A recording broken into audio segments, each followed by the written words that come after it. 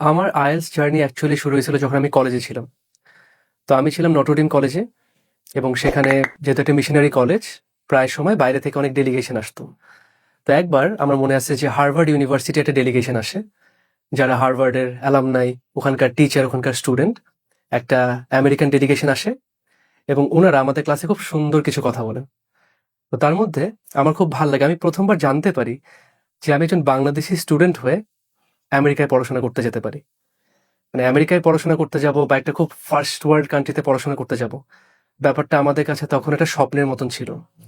But সেটা যে actually মানে আমরা করতে পারবো, এটা যে রিয়েল, এই ব্যাপারটা আমি জানতে পারি যখন সেই হার্ভার্ড ডেলিগেশন আসে। এবং তারা আমাদের বলেন যে আমরা যদি এইচএসসির পর ইউনিভার্সিটি পড়াশোনার জন্য বাইরে যেতে চাই, কি কি করতে হবে। আমাদের একটা স্টেটমেন্ট অফ পারপাস, এসওপি লিখতে হবে, ইউনিভার্সিটি সিলেকশন, আমাদের একটা স্কলারশিপ এক্সাম আছে স্যাট, সেটার প্রিপারেশন নিতে হবে। আর যেহেতু আমরা বাংলাদেশি, আমাদেরকে একটা ইংলিশ প্রফিসিয়েন্সি টেস্ট দিতে হয়। তখন ছিল টোফেল এবং আইএলস। তো টোফেল টেস্টটা পুরোপুরি কম্পিউটার বেসড। আমার তখন কম্পিউটার ছিল না। তা আমি দেখছি টোফেলের প্রিপারেশন নেওয়া আমার জন্য ইজি না। আর তার এগেনস্টে নতুন একটা টেস্ট তখন মাত্র আসে, নাম হচ্ছে আইএলস। এখন আপনারা হয়তো সবাই জানেন যে আইএলস জিনিসটা কি। আপনারা রাস্তায় রাস্তায়, প্রতি লাইব্রেরিতে লাইব্রেরিতে আইএলস এর বই পান, ইউটিউবের মধ্যে আইএলস এর সব লিসেনিং টেস্টের অডিও পাওয়া যায়। বাট তখন ব্যাপারটা এত ইজি ছিল না। আমি নীলক্ষেতেও গিয়ে মানে কোনো আইএলস এর তেমন বই পাইনি, কারণ এই ব্যাপারটা তখনও সবার জন্য নতুন ছিল। I am talking about 2009। তো আমি যেটা করি যে আচ্ছা আইএলস এর প্রিপারেশনটা নিব কেমনে, খুঁজতে খুঁজতে তখন বাটন ফোন ছিল, আপনাদের মনে আছে কিনা, যে তখন কিন্তু স্মার্টফোন এখনো মানে এখনকার মতন স্মার্টফোন তখন পপুলার না, বা এতটা চিপ না, সবাই কিনতে পারতো না। তো বাটন ফোন ছিল, বাটন ফোনে তখন ওই গুগল টুগল করা যেত। আমি গুগল করে দেখছি যে বাংলাদেশের ব্রিটিশ কাউন্সিল সেখানে আইএলস এর রেজিস্ট্রেশন করে। তা আমি কলেজ থেকে ঘুরতে ঘুরতে চলে গেলাম হচ্ছে ব্রিটিশ কাউন্সিলের ঢাকা ভার্সিটি অফিসে। তো যখন গেলাম আমি বললাম যে ভাই আমি তো আইএলস এর প্রিপারেশন নিব। তো ওনারা বলতেছে যে ঠিক আছে। তো ওনাদের একটা কোর্স ছিল, মাত্র 12টা ক্লাস, 24,000 টাকা। তা আমি বলি 12টা ক্লাস করবো 24,000 টাকাতে, এত টাকা তো আমার ফ্যামিলি থেকে আমি নিতে পারবো না, আমি তখন কলেজের স্টুডেন্ট। আচ্ছা না, কোর্স করার দরকার নেই, আর কি করতে পারি, কোর্সে কি পড়ায়। তো বলছে কোর্সে আমাদের কেমব্রিজের বই পড়ায়। তাই আমি কেমব্রিজের বই পড়তে চাই। আর তখনও কিন্তু যেটা বলতেছিলাম, ইউটিউবে কিন্তু লিসেনিং এর অডিও পাওয়া যাইতো না। তাই আমি বলছি ভাই লিসেনিং এর অডিওটা প্র্যাকটিস করবো কোথায়। তো বললো দেখো, তুমি যদি বইগুলো পড়তে চাও অথবা লিসেনিং এর অডিও প্র্যাকটিস করতে চাও, এই সবকিছুর জন্য আমাদের ইয়ে আছে, আমাদের একটা লাইব্রেরি আছে। তুমি লাইব্রেরি মেম্বারশিপটা নিয়ে নাও। যদি লাইব্রেরি মেম্বার হও, তাহলে হচ্ছে গিয়ে তুমি লাইব্রেরিতে বসে পড়াশোনা করতে পারবা।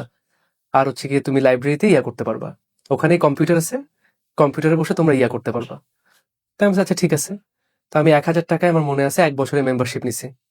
তো কলেজের ক্লাস শেষ হইতে আমার 12টা 1টার দিকে, আমি চলে যাইতাম ব্রিটিশ কাউন্সিল। এবার 3-4 ঘন্টা হচ্ছে আমি লাইব্রেরিতে বসে পড়তাম। তো যেহেতু আইএলস আমি কিছুই জানি না যে আইএলস জিনিসটা কি, তো আমি একদম ফার্স্ট থেকে শুরু করছি, একদম বইয়ের একটা সূচিপত্র থাকে না, কন্টেন্টস, ওখান থেকে শুরু করছি পড়া। তো এটা করতে গিয়ে যে বেনিফিটটা আমার হয়েছে আলহামদুলিল্লাহ, যে আমি আইএলসটাকে একদম ফার্স্ট থেকে শিখছি। আমাকে কেউ শেখায় নাই।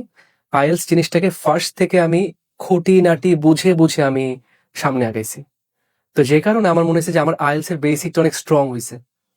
অনেকে দেখা যায় জাস্ট কোনো মতে টেস্ট সলভ করে, বাট আমি বইয়ের প্রত্যেকটা লাইন বাই লাইন পড়ছি, একটা ইনস্ট্রাকশন পড়ছি যে বইটা আমাকে কেমনে কি কি বলছে, বইয়ের পাবলিশার কে, কেমব্রিজ। আচ্ছা কেমব্রিজ কি জিনিস, ও আচ্ছা ইউকে তে কেমব্রিজ একটা বোর্ড আছে। আচ্ছা এই বইটা কত এডিশনে, এত এডিশনে, প্রত্যেকটা জিনিস আমি পড়ছি। যেহেতু আমি আইএলস এর প্রত্যেকটা বই একদম খুঁটিনাটি পড়া শুরু করছি, সাথে আমি গুগলে যাইতাম, আমি গুগল থেকে দেখতাম আইএলস এর কি কি জিনিস আছে। একদম আইএলস এর ওয়েবসাইটে যেতাম, কেমব্রিজের ওয়েবসাইটে যেতাম, ব্রিটিশ কাউন্সিলের ওয়েবসাইটে কি কি রিসোর্স আছে, কোন জিনিস কেমনে পড়তে হয়, যত প্র্যাকটিস, যত জিনিসপাতি আমি নিজের হাতে কলমে ধরে ধরে শিখছি। তো এখান থেকে আমার মনে হয় যে আল্লাহর রহমতে আমার আইএলস এর বেসিকটা স্ট্রং হয়েছে। আমি টেস্টটাকে বুঝছি যে এই টেস্টটা আসলে কি, এই টেস্টে মানে কি কি থাকে, এটার স্ট্র্যাটেজি গুলা কি কি, এটার টেকনিক গুলা কি কি, প্রত্যেকটা আমি হাতে কলমে শিখতে পারছি। তা আমি সেই দিক দিয়ে আলহামদুলিল্লাহ আল্লাহর কাছে গ্রেটফুল যে আমার কোনো টিচার ছিল না, আমি নিজেই নিজের টিচার হইতে পারছি। তো এখান থেকে আরেকটা ভালো জিনিস যেটা পাইছি আমি, আহ, আমার যেহেতু বেসিক স্ট্রং হয়েছে, আর আমি হচ্ছে গিয়ে প্র্যাকটিস করতাম ব্রিটিশ কাউন্সিলে, ওখানের বই নিয়ে আমার 3-4 ঘন্টা আমি বইগুলো ওখানে সলভ করতাম, খাতা নিয়ে যেতাম, বই থেকে পড়তাম, খাতায় সলভ করতাম। বইগুলো আবার ফেরত দিয়ে দিতাম দিন শেষে। আর ইয়াটা মজা ছিল, আমাদের লিসেনিং টেস্টটা খুব মজা ছিল, যেহেতু লিসেনিং প্র্যাকটিস করার জন্য কোনো ইউটিউবে কিন্তু তখনও আসেনি।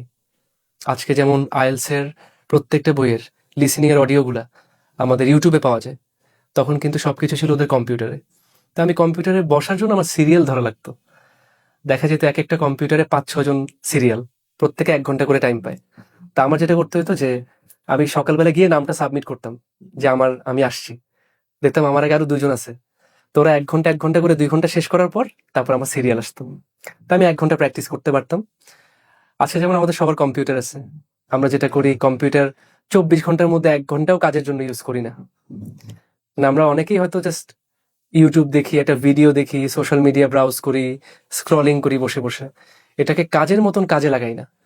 তো তখন যেহেতু আমার টাইম কম এবং আমার কাছে রিসোর্স নাই, আমি খুব সিরিয়াস ছিলাম যে ভাই আমি 1 ঘন্টা কম্পিউটারটা পাচ্ছি, এই 1 ঘন্টা কম্পিউটারটাকে একদম পারফেক্টলি ইউটিলাইজ করতে হবে, ঠিক প্রপারলি ইউটিলাইজ করতে হবে।